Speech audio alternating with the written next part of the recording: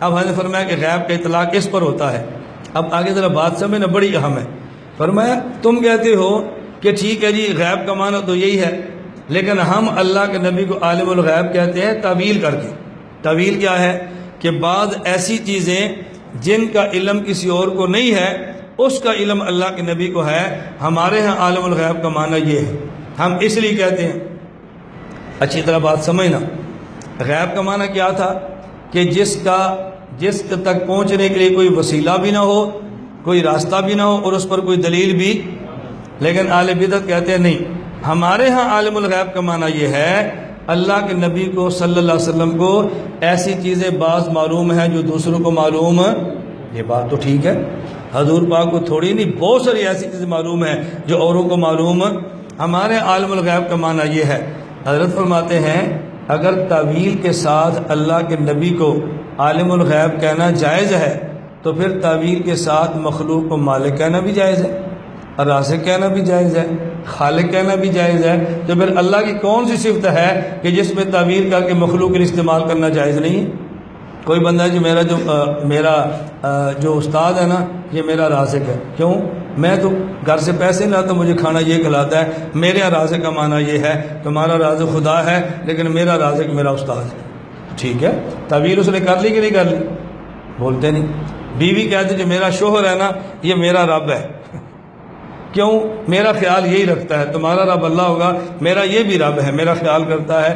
تو بتاؤ کون سی اللہ کی صفت ہے جو تعویل کے ساتھ کسی اور کے اوپر استعمال نہیں ہو سکتی؟ یہ تو ایسا دروازہ کھلے گا کہ بند ہونے کا دروازہ بند ہونے کا نہیں رہے گا. یہ کتنا ایسا دروازہ کھلے گا. اب اس سے اگلی بات نے بڑی پیاری بات فرمایا اگر تعویل کر کے عالم الغیب مخلوق کو کہہ سکتے ہیں تو پھر تعویل اگر کریں گے تو کوئی بندہ کہے گا اللہ کو عالم الغیب کہنا جائز ہی نہیں ہے.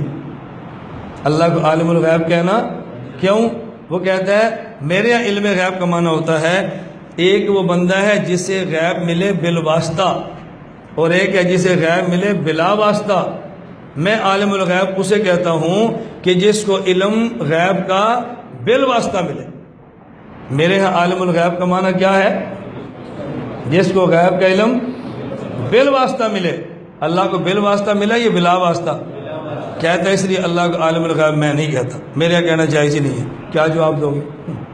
ایک بندہ کہتا ہے میرے یہاں عالم الغیب کا معنی یہ ہے میں عالم الغیب اسے کہتا ہوں جس کو علم غیب ملے بالعرض، اسے نہیں کہتا جسے ملے بالذات. تو چونکہ اللہ کا بالذات علم غیب ہے اور بندے کا بالعرض ہے اس لیے اللہ کو عالم الغیب کہنا جائز ہی نہیں ہے. اگر تعویل کے ساتھ حضور کو عالم الغیب کہنا جائز ہے تو پھر تعویل کے ساتھ اللہ کو عالم الغیب کہنا ناجائز بھی تو ہو سکتا ہے نا. اس لیے تعویلوں کے دروازے بند کرو، بس سیدھی سی بات کہہ دو عالم الغیب اللہ کے لفظ استعمال کر سکتے ہیں، اللہ کے نبی کے لیے استعمال نہیں کر سکتے. تھانوی کا علم دیکھا؟ تھانوی کا علم دیکھ رہے ہو؟ یہ تھے ہمارے اکابر. آگے حضرت نے پھر اگلی بات فرما دی. فرمایا چلو تمہاری بات مان لیتے جیسے تمہیں ذوق ہے اور اصرار ہے کہ ہماری بات مانو.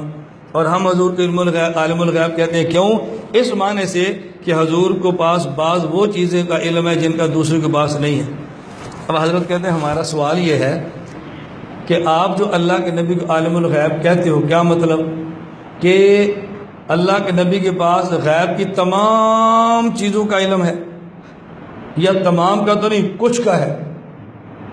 اگر آپ کہتے ہیں رسول اللہ صلی اللہ علیہ وسلم کو غیب کی تمام چیزوں کا علم ہے اس پہ دلیل پیش کرو.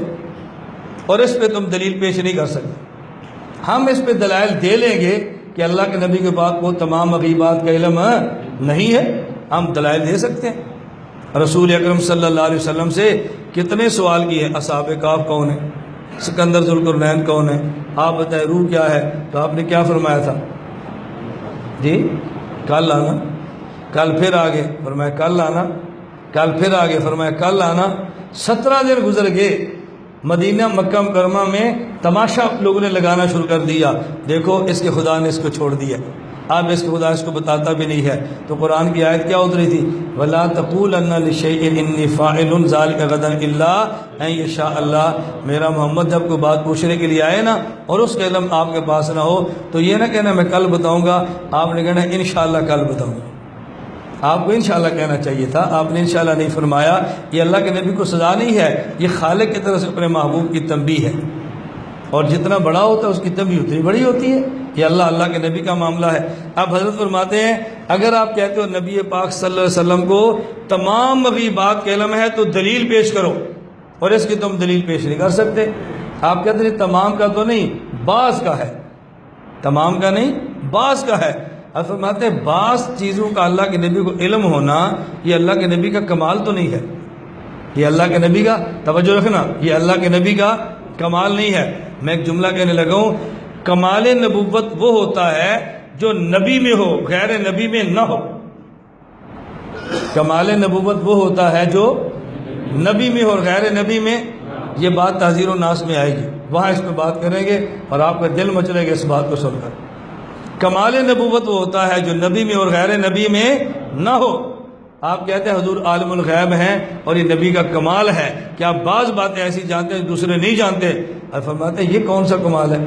بعض باتیں زید بھی جانتا ہے جو دوسرا نہیں جانتا، بعض باتیں ایک بچہ بھی جانتا ہے جو دوسرا نہیں جانتا، بعض باتوں کا پاگل کو پتہ ہوتا ہے دوسروں کو نہیں ہوتا، بعض باتوں کے جانور کو پتہ ہوتا ہے کسی اور کو پتہ نہیں ہوتا۔ یہ چیونٹی سونگتی ہے نا، فلاں جگہ گھی پڑا ہوتا ہے، آپ کو پتہ ہے؟